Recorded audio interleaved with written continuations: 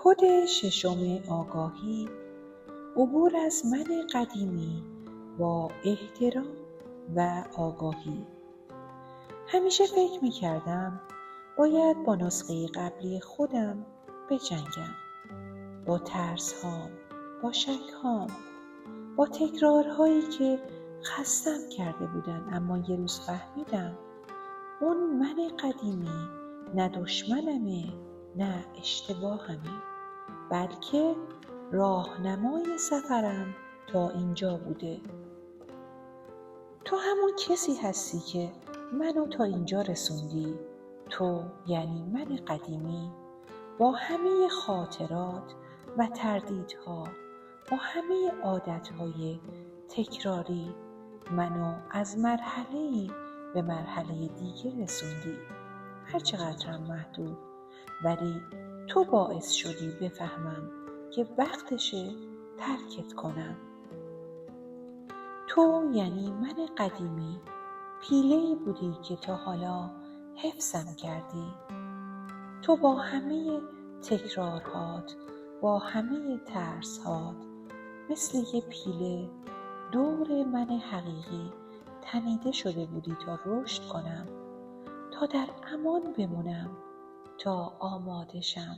اما حالا وقتشه نتیجه زحمتت رو ببینی. وقتشه اون کرمی که سالها درونت نفس میکشی باد در بیاره و پرواز کنه، چون تو لایق پروانه شدنی.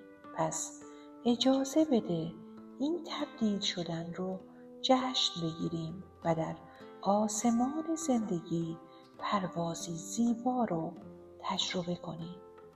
بی فشار، بی تنش، بی درد موندن در پیله کهنه من قدیمی. دکتر جو چی میگه؟ اون میگه اگه میخوای به نسخه جدیدی از خودت تبدیل بشی، باید از تمام اونچه که تو رو به نسخه قبلی متصل میکنه جدا بشی. و این جدا شدن جنگ نیست، بلکه انتخابی از جنس آگاهیه.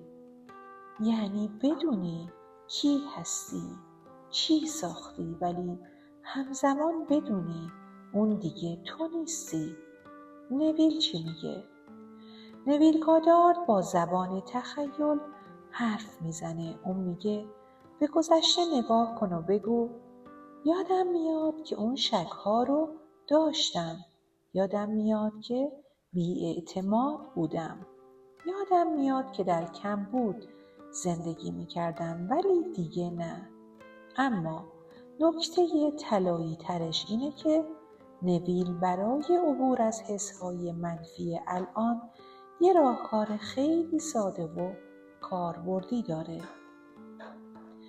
وقتی توی یه موقعیت ناخوشایند گیر کردی، مثلا ترس، بدهی، بی‌انگیزگی، کافیه آروم بگی یادم میاد که بدهی داشتم.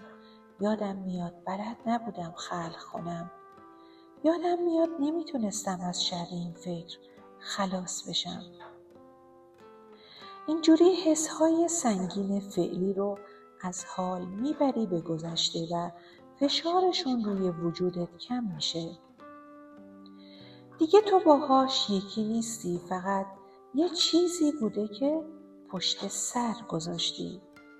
و مهمتر از اون، با این روش نه فرار میکنی و نه انکار. حالتو میپذیری اما بهش قدرت نمیدی. هیچ مقاومتی درونت شکل نمیگیره، چون داری آگاهانه ازش عبور میکنی. نه با جنگ، بلکه با مشاهده و یه جابجایی نرم انرژی. عبور چطوری اتفاق میفته؟ نه با فشار، نه با شعار، بلکه با دیدن، درک کردن و بعد رها کردن. یه روش ساده برای این لحظه ها اینه که وقتی اون فکر یا عادت آشنا اومد، به جای سرزنش فقط با خودت بگی من دیگه اون آدم نیستم و حاضرم اجازه بدم هویت جدیدم متولد بشه. تمرین امروزمون اینه: خداحافظی محترمانه با من قدیمی. اسم تمرینم اینه: تشکر و رهایی، و زمان انجامش بعد از یک فکر یا واکنش تکراریه. روش انجامش هم اینه: همون لحظه‌ای که اون حس یا رفتار آشنا سر زد، چشماتو ببند و آروم بگو ازت ممنونم که تا اینجا منو محافظت کردی، ولی حالا وقتش آزاد بشم، چون من آمادم که تبدیل بشم و زندگی جدیدم رو با بالهای تازه تجربه کنم. عبارت طلایی امروزم اینه: من با من قدیمی نمی جنگم، من با احترام ازش عبور می کنم، چون آمادم برای پرواز.